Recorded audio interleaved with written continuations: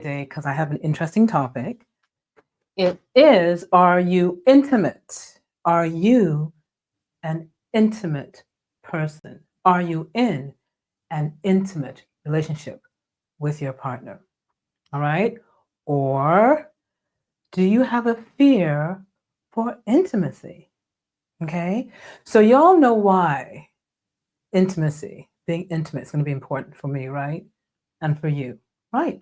In the bedroom, sexual satisfaction, your orgasm, you've got to be intimate. And I've been, thinking, oh my gosh, that's the ultimate goal, to be intimate with your partners. Now we know we women love to be intimate. Guys, on the average, not so much. But hey, we've got intimate guys out there and we have guys that are not. But the question is, again, everything's in a spectrum, everything's in a degree. How good, how bad is it? You sort of want to know because that could be affecting your orgasm. So, are you intimate? Are you in an intimate relationship? Or do you have a fear of intimacy? Now, definition, all right? Intimacy is really that closeness with your partner, a closeness, a familiarity, an affectionate, loving, personal relationship with another person. So we're talking about relationships, right? So they're sort of like two types of intimacy, right? You've got the general intimacy and then the sexual intimacy, right?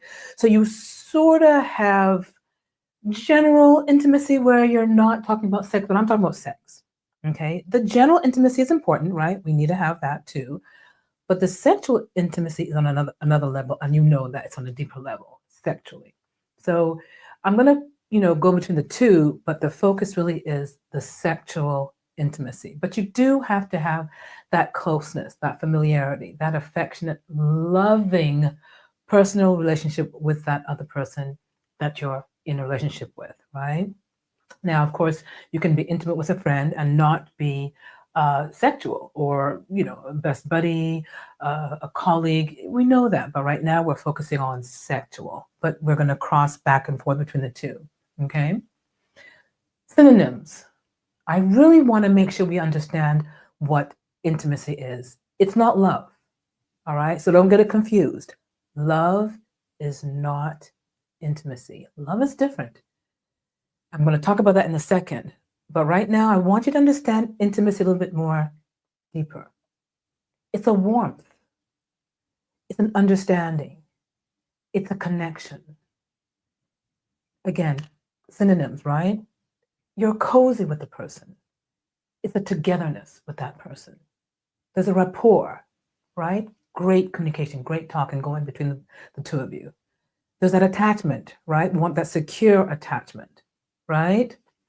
There's some trust there, right? So when you are intimate, it's because you are able to trust that person. Now, again, I've always said trust is a difficult thing to do, but overall, again, going on that spectrum, going on that scale, trusting has got to be there to some degree, okay? There's peace when you have that intimacy. There's that peaceful feeling that you've got. You all know this. It's like, oh my gosh, I'm safe. Friendship, right? There's that friendship. You know you've got a friendship going. You've got each other's back. Companionship, right? You guys are together. You laugh, you love, you live. Close association. Again, these are synonyms. There's a close association, right? You're very close. It's like you've got this deal, this relationship, this bargain, this arrangement going, right? Where you're very close and you divulge, you tell each other things about yourself that you probably wouldn't tell anybody else in your special relationship, right? Nurturance, you nurture each other, right? When you're intimate, there's nurturing going on, okay? There's a mutual acceptance. You accept each other as you are, right? You love each other as you are, not trying to change each other, right? Right? Because that would not make you intimate. There's an acceptance. There is a love for who you are as you are. Being vulnerable. Ooh, that's big. Being able to just disclose your inner thoughts, your inner emotions, opening it up to your partner. That is key when you're intimate. Both ways. Both ways, guys. Physical touch, right? That's another definition for intimacy or being intimate, physical touch or sex, right?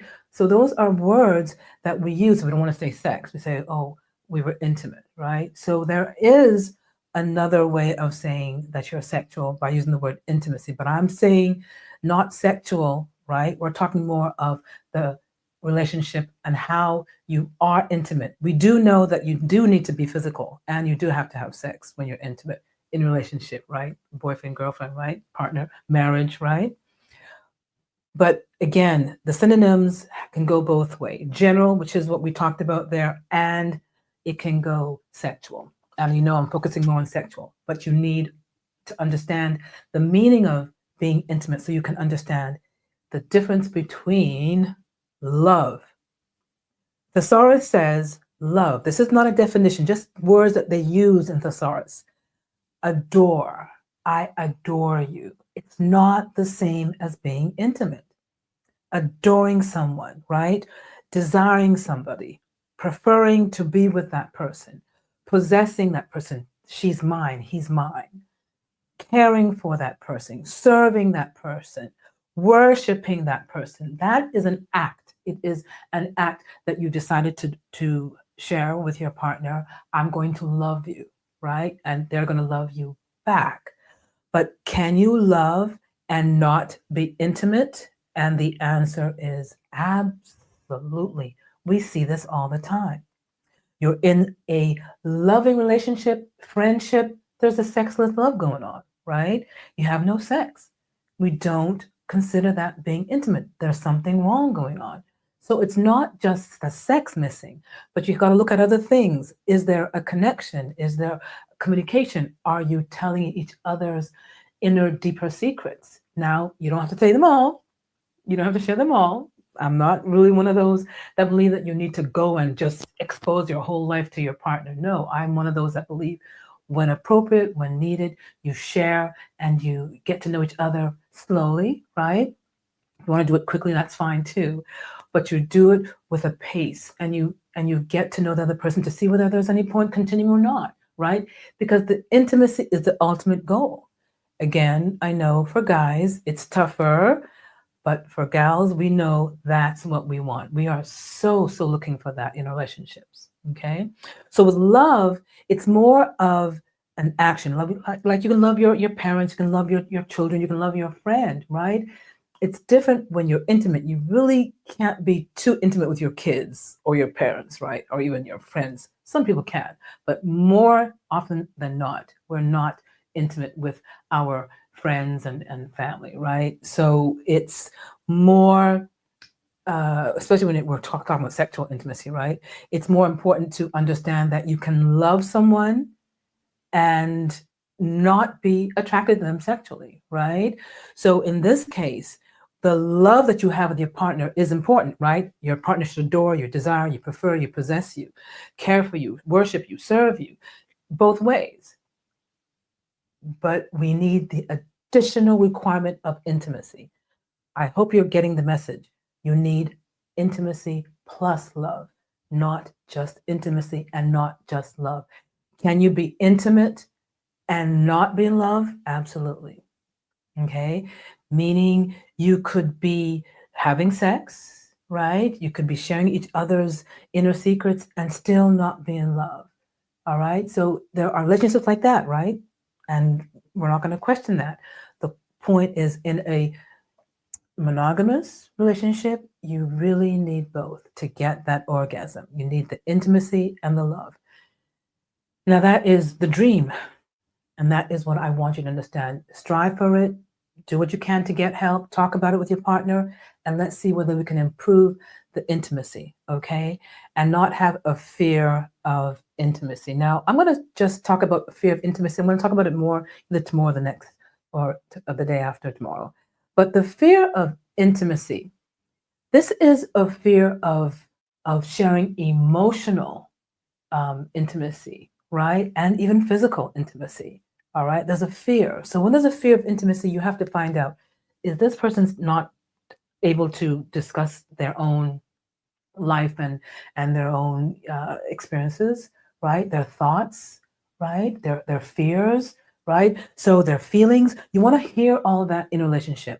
Thoughts. What are you thinking, right? You want to hear what your partner is thinking. When I say here, you want them to discuss that with you, right? You don't want them to hold back. And if they're holding back, why? So there's the thoughts that they should be sharing with you, the feelings that they're going through. Oh my gosh, my day was this and that, right? You want to hear what they're feeling, right? Again, these are discussions that should be going on in an intimate relationship. And experiences. What happened, when you went somewhere, or what happened during the day at work. So again, that sharing, that duty of being able to engage, right? Connect and feed each other. That's the intimacy I'm talking about. Yes, you can love each other. We can love. Love is very important. I love love, right? But the intimacy is the final ultimate goal that seals the love, okay? Seals the deal, okay? All right, so when there's a fear of intimacy, there is that fear of talking to your partner. And if you have that fear of talking to your partner, depending on the degree, you know me, and degrees and ranges and spectrums, you're going to have to get help if it's not good, right? And we know how we can find out. We're going to talk about that also in the next few days. My questionnaires, I've got some great ones coming up, you know me. But I want you to find out, are you intimate to a mild, moderate, over, or intimate, right? So again, there should be balance. Your fear of intimacy should not be there because they're saying it's connected to a social phobia and an anxiety disorder. A social phobia and an anxiety disorder. So you're anxious and therefore you have a fear. Why? You might think, oh my gosh, if I'm intimate with my partner, I'm going to lose myself. I'm not going to know who I am anymore. And so you're not going to share. You're not going to engage. You're not going to be intimate with your partner because you feel, and it could again be something from upbringing, from again, attachment issues when you're growing up in the family with your parents and with your guardian who was taking care of you, whoever was your caregiver. If you are abandoned, you are going to have intimacy issues. So yes, help, professional help, reach out, psychological help. You've got to understand this is an abnormality. The fear of intimacy is not normal. And I'm going to say it from the get-go. You might not like it, but it's wrong. You have to be intimate with your partner. Otherwise, what's life about? We are not supposed to be in some isolated solitary confinement by ourselves. We're supposed to be intimate and we're supposed to be engaging with other people socially and in relationships because it really does help your quality of life, right? We know that when you're intimate. When you're intimate, you're getting actually a purpose. So you know how when you start falling in love and then, oh my gosh, you feel the world is just opening up in front of you. That's giving you a purpose. It's like, oh my gosh, I'm going to do this, I'm going to do that because I'm in love, right? You don't realize it sometimes, but yes, that happens. You just get this purpose. I'm going to be better because I'm in love. I'm going to be better because my partner is great and he's encouraging me or she's encouraging me, and that's giving me the impetus to go ahead and say, you know what, I'm going to be the best person I can be. And that's what love and being intimate does. It gives you a sense of confidence and gives you a direction, a place to aim for with your partner because your partner is there encouraging you, right? So that intimate relationship gives you a sense of purpose and a sense of belonging, all right? So if you did not get that growing up, you're going to have issues that need to be addressed. So belonging, meaning you're in a place that's safe and you're home and you're settled, you're satisfied, you're happy and you're full of peace, right? All these words that will connect you to the intimacy. If you're missing that, you're missing that intimate connection. Okay. Okay. So there are 5 types of intimacy. Emotional, right? So when you are emotionally connecting with someone, you are actually talking about your feelings and how your emotions go either way, up or down, right? So you're being honest, right? You're being intimate. You're saying you are trying to let your partner know how you feel. Very important in the bedroom, right? Mental or intellectual, that is where you are actually sharing great information, what you've learned over the years or over the day or over the week, and you're just enjoying that uh, engagement and that interaction of sharing information, whether it's news, current affairs, or family affairs, whatever it is.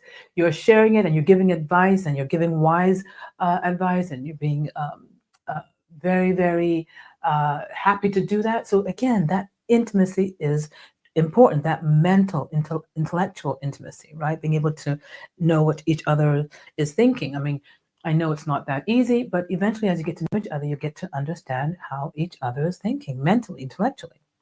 There is spiritual intimacy, right?